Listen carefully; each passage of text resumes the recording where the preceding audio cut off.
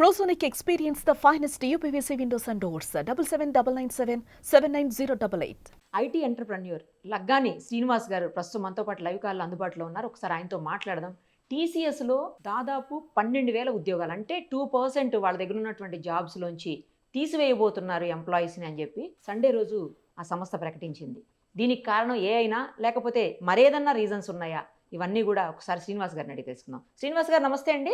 నమస్తే అండి. Good morning to you. Good morning to all the viewers. Morning అండి. TCS లాంటి పెద్ద సంస్థ ఒకటేసారి అంతమందిని తీసేయటం అనేది నిజంగా పెద్ద న్యూస్ అండి. 12,000 పైబడి ఉద్యోగాలు, 2% అంటే మొత్తం ఉద్యోగస్తులు 12,000 అంటున్నారు, దాదాపు 12,000 పైబడే. సో అంతమందిని తీసేస్తే వాళ్ళకి ఎలా, అసలు వాళ్ళకి ఉపాధి ఏంటి? ఏఐ కారణమా లేకపోతే మరేదన్నా కారణం ఉందా ఇందులో? అంటే ఇట్స్ నాట్ ఓన్లీ ఏ అండి. ఇప్పుడు చూస్తే మనం ఒక్కసారి రివైండ్ చేసుకుంటే ఓవరాల్ గా కోవిడ్ టైంలో ఐటీ ఇండస్ట్రీలో అందరూ ఊహించని విధంగా హైక్ వచ్చింది. అంటే హ్యూజ్ రిక్వైర్మెంట్ జరిగినాయి. ఒక్కొక్క ఐటీ ప్రొఫెషనల్ కూడా రెండు జాబ్స్ చేయడం, తర్వాత మూన్ లైటింగ్ అనే కాన్సెప్ట్ రావడం మీరంతా చూసాం. గ్లోబల్ ఏమైందంటే ఐటీ ఇండస్ట్రీ అనేది సర్ప్రైజింగ్లీ అన్ని ఇండస్ట్రీతో కంపేర్ చేస్తే కోవిడ్ లో చాలా ప్రోగ్రెసివ్ గా ముందుకెళ్ళింది. ఎందుకెళ్ళింది అంటే ద హోల్, అంటే మొత్తం కాన్సెప్ట్, మొత్తం బిజినెస్ కాన్సెప్ట్ మొత్తం చేంజ్ అయింది. వర్క్ ఫ్రమ్ హోమ్ అనే కాన్సెప్ట్ వచ్చింది. తర్వాత పీపుల్ డిపెండెన్సీ తగ్గించి మోర్ టెక్నాలజీ డిపెండెన్సీ పెరగడం, ఇవన్నీ కూడా చూసాం మనం. సో దీంట్లో ఏమైందంటే ఈ మార్కెట్ కరెక్షన్ అనేది ఎప్పుడప్పుడు జరగాల్సింది. అంటే మనం చూస్తే మాలాంటి వాళ్ళు మేము యాంటిసిపేట్ చేస్తున్నాం ఇది. ఎందుకంటే హ్యూజ్ హైరింగ్ ఒకటి జరిగింది ఫస్ట్ ఆస్పెక్ట్. అది కాకుండా కూడా ఇప్పుడు మేజర్ రీజన్ ఏంటంటే కూడా వరల్డ్ ఎకానమీ ఇంపాక్ట్ అనేది చాలా క్లియర్ గా అన్ని ఇండస్ట్రీస్ మీద పడ్డాయి. అంటే అన్ని అక్రాస్ ద వర్టికల్స్ పడింది, నాట్ ఓన్లీ ఐటీ.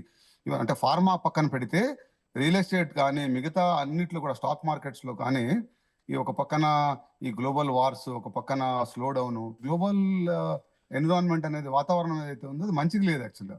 సో దానివల్ల ఏమవుతుందంటే ఐటీ ఇండస్ట్రీలో ముఖ్యంగా IT industry runs on clients అండి. అంటే క్లయింట్స్ ఎవరైతే ఉంటారో గ్లోబల్ క్లయింట్స్, వాళ్ళందరూ కూడా ఐటీ ఇండస్ట్రీలో కంపెనీస్ తో రీనెగోషియేట్ చేస్తున్నారు. అంటే కాస్ట్ ఆప్టిమైజేషన్ అంటాం మనం ఈ టెక్నాలజీ టర్మ్స్ లో. ఏంటంటే ప్రతి ఒక్క వెండర్ కూడా, కస్టమర్ కూడా ఐటీ కంపెనీస్ కి కాస్ట్ ఆప్టిమైజేషన్ ప్రొసీజర్ అని చెప్పి తీసుకొస్తున్నారు. అంటే ఇంతకు ముందు ఫర్ ఎగ్జాంపుల్ ఒక రిసోర్స్ కి $5,000 పే చేస్తే ఇప్పుడు అదే కస్టమర్ $5,000 పే చేయడానికి ఇంట్రెస్ట్ చూపెట్టట్లేదు. వాడు దే ఆర్ రీనెగోషియేటింగ్. అంటే ఇంతకు ముందు ఇద్దరు చేసే పనిని ఇప్పుడు ఒకరితో చేయించాలని చెప్పి వాళ్ళ ఎక్స్పెక్టేషన్ ఉంది. సో టెక్నాలజీ చేంజ్ అవుతుంది, ఓవరాల్ గా గ్లోబల్ మార్కెట్ ఎన్విరాన్మెంట్ చేంజ్ అవుతుంది. ఏఐ వల్ల కూడా కొంత ఇంపాక్ట్ ఉంటుంది. అంటే మొత్తం ఏఐ కాదు. ఇంతకు ముందు టిపికల్ గా ఎలా ఉండేదంటే ఒక రిసోర్స్ ఒకటే పని చేసేవాడు. అంటే for example if you take the database administrator డిబిఐ తీసుకున్నాం అనుకోండి, అతను ఒరాకిల్ మీద డిబిఐ మీద పని చేస్తే ఒరాకిల్ ఒక్కటే చేస్తూ సర్వైవ్ అయ్యేవాడు. కానీ ఇప్పుడు క్లయింట్ ఎక్స్పెక్టేషన్ ఎలా ఉందంటే డిబిఐ అనే అతను ఒరాకిల్ తో పని చేయాలి, మొంగోస్ పని చేయాలి, తర్వాత MySQL పని చేయాలి. అట్లా మల్టిపుల్ స్కిల్స్ ఉన్న రిసోర్స్ ని వాళ్ళు ప్రిఫర్ చేస్తున్నారు. సో అట్లా ఓవరాల్ గా మార్కెట్ క్లయింట్ ఎక్స్పెక్టేషన్ చేంజ్ అయింది. సో ఎకనామికల్ ఎన్విరాన్మెంట్ చేంజ్ అయింది. సో ఓవరాల్ గా ఈ సినారీస్ అని చూస్తే ఈ మార్కెట్ కరెక్షన్ అనేది ఎప్పుడొకప్పుడు జరగాలి. దానికి అనుగుణంగా ఈ ఎంప్లాయీస్ శాలరీస్ కూడా కొంత విపరీతంగా పెరిగినాయండి. అంటే ఎక్స్పెక్టేషన్ కూడా ఎక్కువ ఉంది. తర్వాత ప్రతి కంపెనీ కూడా బెంచ్ స్ట్రెంత్ అనేది ఒకటి పెట్టుకోవడం జరిగింది. ఆ బెంచ్ స్ట్రెంత్ కూడా ఒక డిజాస్టర్. ఎందుకంటే ఏమవుతుందంటే సేల్స్ టీమ్ అగ్రెసివ్ గా మార్కెట్ లోకి వెళ్ళి మేము డెలివరీ చేస్తాం, మా దగ్గర కేపబిలిటీ అంటది. క్లయింట్ ఏమంటాడంటే యూజువల్ గా, అంటే ఎనీ కంపెనీలో hiring process, for example me company ఉంది, మీకు రిసోర్సెస్ కావాలి అంటే, ఒక స్పెసిఫిక్ స్కిల్ రిసోర్సెస్ కావాలి అంటే కానీ ఇమీడియట్లీ ఆన్ బోర్డ్ చేయడం కష్టం కదా మీకు కూడా. అట్లనే ఐటీ కంపెనీలో కూడా ఆ స్కిల్ రిసోర్సెస్ ని ఆన్ బోర్డ్ చేయడం కోసం బెంచ్ మెయింటైన్ చేస్తారు. సో ఆ బెంచ్ ఎంత మెయింటైన్ చేయాలనేది ఒక అంటే క్యాలిక్యులేషన్ ఉంటుంది. సో ఈ బెంచ్ మెయింటెనెన్స్ కూడా ఎక్కువైపోయింది. సో దానివల్ల కూడా చాలా మందికి పని ఉండదు, బెంచ్ లో ఉంటారు. సో ఈ కరెక్షన్ అనేది యాక్చువల్గా ఎప్పుడొకప్పుడు జరగాల్సింది. I think this is the time. Not only TCS, moving forward Infosys, HCL లాంటివి కూడా స్ట్రగుల్ అవుతున్నాయి.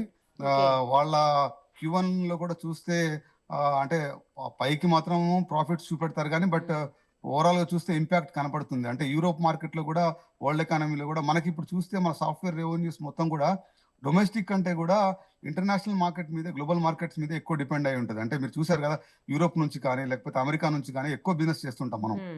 మరి అక్కడ కూడా మార్కెట్ బాగాలేదు కాబట్టి అక్కడ క్లయింట్స్ డెఫినెట్గా వాళ్ళు కూడా బార్గెయిన్ చేస్తారు, వాళ్ళు నెగోషియేట్ చేస్తారు pricing.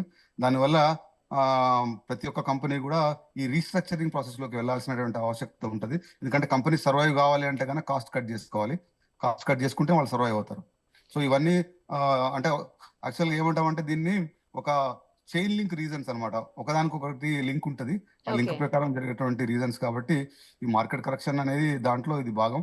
Every industry will go through the similar face. ఇప్పుడు ఐటీ అవుతుంది, మూవింగ్ ఫార్వర్డ్ ఇంకా అదర్ ఇండస్ట్రీస్ కూడా అయ్యే ఛాన్స్ ఉంటుంది. కానీ నార్మల్గా ఐటీ జాబ్స్ అంటే 5 డేస్ వర్కింగ్ డేస్, తర్వాత 5 అంకెల్లో జీతం, లక్షలాది రూపాయలు, చాలా హ్యాపీ లైఫ్, చాలా కూల్గా ఉంటుంది జాబ్ కూడా, వర్క్ ఫ్రమ్ హోమ్ చేసుకోవచ్చు. ఇలా చాలా రకాలైనటువంటివి మార్కెట్లో నడుస్తూ ఉంటాయి వాళ్ళ గురించి కామెంట్స్. సో ఇలాంటి పరిస్థితుల్లో ఇంత వేల మంది జాబులు పోతుంటే మరి వీళ్ళంతా ఎక్కడికి పోవాలి? ఇప్పుడు అన్ని సంస్థలు తీస్తున్నాయి అంటున్నారు మీరు. టీసీఎస్ తీసినా, ఇన్ఫోసిస్ తీసినా, ఇక్కడ టీసీఎస్ తీసేస్తే ఇన్ఫోసిస్లోకి వెళ్ళేవాళ్ళు, లేదు ఇన్ఫోసిస్ తీస్తే ఇంకో దగ్గరికి వెళ్తారు, టెక్ మహీంద్రాకి వెళ్తారు. అక్కడ అన్ని చోట్ల తీసుకుంటూ పోతుంటే ఎక్కడికి పోతారు మరి వీళ్ళంతా? ఇంతమంది సాఫ్ట్వేర్ ఇంజనీర్లు చదువుకుంటూ బయటకు వస్తుంటే వాళ్ళ పరిస్థితి ఏంటి? అంటే ఇప్పుడు మనం చూసినట్టయితే ఇప్పుడు ఒక 20-30 ఇయర్స్ బ్యాక్ చూడండి, అంటే every industry has a face, ఒక ఫేజ్ ఉంటుంది. అంటే కరెక్ట్. మనం 2000లో చూస్తే Y2K ముందు పెద్ద ఐటీ మీద పెద్ద లేదు, అంటే మ్యానుఫ్యాక్చరింగ్ కానీ లేకపోతే ఫార్మసిటికల్ కానీ అది కొంత ట్రాక్షన్ క్రియేట్ చేసింది మార్కెట్లో. మరి ఇప్పుడు లాస్ట్ 20 ఇయర్స్ నుంచి ఐటీ యాక్చువల్గా రూల్ చేసింది మొత్తం. అంటే అన్ని ఇండస్ట్రీస్లో కూడా IT was a very key component. ప్రతి ఒక్కళ్ళు కూడా మీరు చూస్తే మనం చదువుకునేటప్పుడు కూడా ఇంటర్మీడియట్ అయిపోగానే పిల్లలందరూ కంప్యూటర్స్ కావాలి, సిఎస్ఏ కావాలి అనుకుంటారు. అదే ఒక 25 ఇయర్స్ 30 ఇయర్స్ బ్యాక్ చూస్తుంటే ఎలక్ట్రానిక్స్, తర్వాత ఈసీ అట్లా చేసేవాళ్ళు. తర్వాత ఒక టైంలో సివిల్ ఇంజనీరింగ్ కి చాలా అంటే డిమాండ్ ఉండేది. డిమాండ్ ఉండేది. సో అట్లా అంటే ఇది ఆల్ యాక్చువల్లీ మార్కెట్ డ్రివెన్ ఉంటుందండి. సో అట్లా ఇప్పుడు ఐటీ ఇండస్ట్రీకి కొంత అంటే ఏమనాలంటే మనం క్లియర్గా చెప్పాలంటే ఐటీ ఇండస్ట్రీకి కావాల్సినంత కంటే కూడా ఎక్కువ మంది రిసోర్సెస్ ఉన్నారు. కానీ దాంట్లో కూడా మళ్ళీ అగైన్ ప్రాబ్లం ఏంటంటే కావాల్సినంత స్కిల్డ్ పీపుల్ లేరు. There is always gap between industry requirement and academic orientation లో అయినటువంటి గ్యాప్ ఉంది, అది కూడా ఉంది. సో ఇదన్నీ ఇది all chicken and egg scenario ఉంటుంది దీంట్లో. అయితే ఒకటి మాత్రం వాస్తవం ఏంటంటే ఎప్పుడో ఒకసారి దీంట్లో ఈ కరెక్షన్ అనేది కావాలి, అది that is a time now. అయితే మన ఇండియన్ ఎన్విరాన్మెంట్ లో కూడా నేను చెప్పేది ఏంటంటే యాక్చువల్గా మన ఈ ఎడ్యుకేషన్ ఓరియంటేషన్ కూడా కొంచెం తగ్గాలి, అంటే పీపుల్ థాట్ ప్రాసెస్ కూడా తగ్గాలి. ఇప్పుడు మనము 150 crores పాపులేషన్ అండి, అందరికి కూడా ఎంటర్ప్రినర్షిప్ మోడల్ థాట్ ప్రాసెస్ రావాలి. అంటే ఇప్పుడు మన యాక్చువల్గా మనం వాస్తవంగా చూస్తే మనం become the 4th largest global economy కదా. సో కానీ మన వాళ్ళు ఇంకా కూడా ఎంటర్ప్రినర్షిప్ మైండ్ సెట్ రావట్లేదు పీపుల్కి. అందరు కూడా ఏంటంటే ఈవెన్ పేరెంట్స్ కూడా they are comfortable keeping their children ని ఏదో ఒక జాబ్ జాయిన్ అయ్యి కంఫర్ట్గా ఉంటే బెటర్, బిజినెస్ పెట్టుకోవడం ఎందుకు అనే ఎన్విరాన్మెంట్ లో ఉన్నారు. కానీ మనమే ఒక చిన్న అంటే వ్యాపారం స్టార్ట్ చేద్దాము, మనమే ఒక 10 మందికి ఎంప్లాయ్మెంట్ క్రియేట్ చేద్దాం అనే ఓరియంటేషన్ లోకి చాలా తక్కువ మంది వెళ్తున్నారండి. అది రావాలి. అంటే మన ఇండియాలో, మన యూరోప్ కి యాక్చువల్గా అమెరికన్ సిస్టమ్లకి మనకి తేడా అదే. మన వాళ్ళు ఏంటంటే we feel comfortable doing a job rather than becoming a entrepreneur. అంటే అంటే రిస్క్ తీసుకోవటం ఇంట్రెస్ట్ ఉండదండి. రిస్క్ తీసుకోవటం, తర్వాత ఇన్వెస్ట్మెంట్ చేయటము, అది అనుకోండి వెంటనే ఇమీడియట్ గా ఇన్కమ్ స్టార్ట్ అయిపోతుంది. ఇది ఎప్పటికి స్టార్ట్ అవుతుందో తెలియదు, అసలు అది సక్సెస్ అవుతుందా ఫెయిల్యూర్ అవుతుందా, బిజినెస్ డిపెండెన్సీ ఉంటుంది, చాలా మల్టిపుల్ ఫ్యాక్టర్స్ ఇన్వాల్వ్ అయి ఉంటాయి కదండి ఇందులో. అవునవును. అయితే అదే that is what I'm saying. So overall orientation ఎలా ఉంటుందంటే ఇప్పుడు మీరు if you go to Europe or if you go to America, people have money, their families, వాళ్ళు they would love to invest in the technology business లేకపోతే ఏదైనా some startup business లో invest చేస్తారు. మన వాళ్ళు ఎట్లా ఉంటుందంటే రియల్ ఎస్టేట్ లో ఇన్వెస్ట్ చేద్దాం అంటారు. నువ్వు జాబ్ చేయి, నీకు వచ్చిన శాలరీతో డబ్బులు రియల్ ఎస్టేట్ లో ఇన్వెస్ట్ చేద్దాం అంటారు. అంటే దట్స్ థాట్ ప్రాసెస్ ఓరియంటేషన్. యాక్చువల్గా అది చేంజ్ కావాలి కొంత. ఆ చేంజ్ అయ్యి మన దగ్గర కూడా యాక్చువల్గా more and more entrepreneurship thought process రావాలి పిల్లల్లో. కానీ చాలా ఆపర్చునిటీస్ ఉంటాయండి. అంటే ఇప్పుడు మన దగ్గర ఉన్న అందరూ జాబ్ చేయాల్సిన అవసరం లేదు, ఎన్నో ఆపర్చునిటీస్ ఉన్నాయి కదా.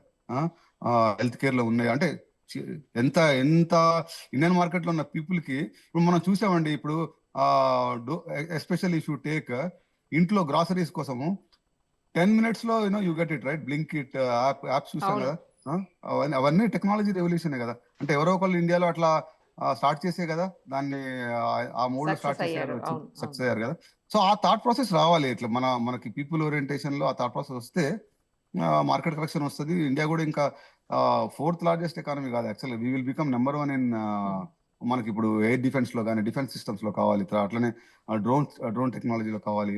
అంతదాకా ఎందుకంటే అగ్రికల్చర్లో ఎంత రీసెర్చ్ చేయొచ్చు, అగ్రిలో ఎంత రీసెర్చ్ చేయొచ్చు, దర్ లాట్ ఆఫ్ స్కోప్. కానీ అందరూ ఎందుకో అందరూ బీటెక్ వైపే మొగ్గు చూపుతారండి. బీటెక్ అయితే త్వరగా సెటిల్ అయిపోవచ్చు లైఫ్ లో అనేది ఒక ఫీలింగ్. ఈజీ మోడ్ ఏంటంటే ప్రతి ఒక్కరు మనం చూస్తాం, ఎస్పెషల్లీ మన సౌత్ లో ముఖ్యంగా ఇంకా ఎక్కువ ఉంటది, అంటే మన తెలుగు రాష్ట్రాల్లో ఇంకా ఎక్కువ ఉంటది. అవును. కాగానే ఇప్పుడు ఇప్పుడు ఇప్పుడు కొత్త ట్రెండ్ వచ్చింది ఏంటంటే ఏఐ డేటా సైన్స్, ఐఐ తీసుకో, డేటా డేటా సైన్స్ సైన్స్ కూడా వచ్చింది. అవి తీసుకోండి అంటారు కోర్సులు. అట్లా కాకుండా ఎంతమంది అగ్రికల్చర్ రీసెర్చ్ వైపు వెళ్తున్నారు, ఎంతమంది అంటే సాటిలైట్ రీసెర్చ్ వైపు వెళ్తున్నారు, అట్లా చాలా ఉన్నాయి ఇంకా ఆపర్చునిటీస్. మరి ఇప్పుడు ఈ ఉద్యోగాలందరూ అన్ని ఉద్యోగాలన్నీ పీకేస్తే వాళ్ళందరి పరిస్థితి ఏంటండి? అంటే ఇప్పుడు ఒకటి మాత్రం వాస్తవం ఏంటంటే ఎప్పుడైనా సరే కార్పొరేట్ ఇండస్ట్రీలో హయ్యర్ బ్రాకెట్ లో ఉన్న వాళ్ళకి ఎప్పుడు రిస్క్ ఉంటుంది. అంటే if you talk to personally ఎవరితో మాట్లాడినా కానీ హయ్యర్ బ్రాకెట్ అంటే people are more high end నుంచి మీడియం వరకు ఉన్న వాళ్ళకి, అంటే మనం ఒక సామెత ఉంది తెలుగులో, దిగిపోతున్నారు. తెలుగులో ఒక సామెత ఉంది కదా, నిచ్చెన నువ్వు పైకి అంత ఎత్తితే పడినప్పుడు అంత ఫాస్ట్ గా ఫాల్ ఉంటుంది అంటారు కదా. అట్లనే అలానే వాళ్ళకి హై ఎండ్ లో ఉన్న వాళ్ళకి ఎప్పుడు ఆ రిస్క్ ఉంటుంది. అట్లనే వాళ్ళు కూడా లాట్ ఆఫ్, అంటే వాళ్ళు మల్టీ స్కిల్లింగ్. ఇప్పుడు ఇంతకు ముందు ఒక స్కిల్ తో సర్వైవ్ అయ్యేవాళ్ళు లాంగ్ టర్మ్, ఒక స్కిల్ తో long term 20 years 25 years survive అయ్యేవాళ్ళు. ఇప్పుడు అప్డేట్ అవ్వాలి అయితే కంటిన్యూస్ గా మల్టీ స్కిల్ కావాలి. ఇప్పుడు అది ఇంతకు ముందు అప్డేట్ అయిపోవాలి, ఎప్పటికప్పుడు అప్డేట్ అవుతూ ఉంటే. అబ్సల్యూట్లీ కావాలి. ఒక ప్రాజెక్ట్ మేనేజర్ ఇంతకుముందు ఓన్లీ ప్రాజెక్ట్ మేనేజ్మెంట్ చేస్తూ సర్వైవ్ అయ్యేవాళ్ళు. ఇప్పుడు కాదు, project management, delivery management, account management, in fact account management చేయాలి, తర్వాత సేల్స్ చేయాలి, ప్రీ సేల్స్ చేయాలి. అట్లాంటి స్కిల్స్ అన్ని నేర్చుకోవాలి. టెక్నాలజీ నేర్చుకున్న వాళ్ళు కూడా ఇంతకుముందు ఓన్లీ కోడింగ్ చేసి ప్రోగ్రామింగ్ చేసి సర్వైవ్ అయ్యేవాళ్ళు. ఇప్పుడు అలా కుదరదు. ఇప్పుడు వాళ్ళు టెక్నాలజీ వచ్చిన వాళ్ళు ప్రీ సేల్స్ లోకి వెళ్ళాలి, అవసరమైతే అకౌంట్ మేనేజ్మెంట్ చేయాలి, సేల్స్ రిలేషన్ చేయాలి. సో అన్ని మల్టీ టాస్కింగ్ చేసిన వాళ్ళే సర్వైవ్ అవుతారు. సో అలా చేసిన వాళ్ళే డెఫినెట్ గా మార్కెట్ లో సర్వైవ్ అవుతారు. కంపెనీస్ కూడా అలానే చూస్తున్నాయి. రైట్ అండి శ్రీనివాస్ గారు, చాలా ఇన్ఫో ఇచ్చారు మాకు. Thank you so much. Thank you so much అండి. సుమన్ టీవీలో మీ పర్సనల్ అండ్ బిజినెస్ ప్రమోషన్స్ కోసం కింది నెంబర్కి కాంటాక్ట్ చేయండి.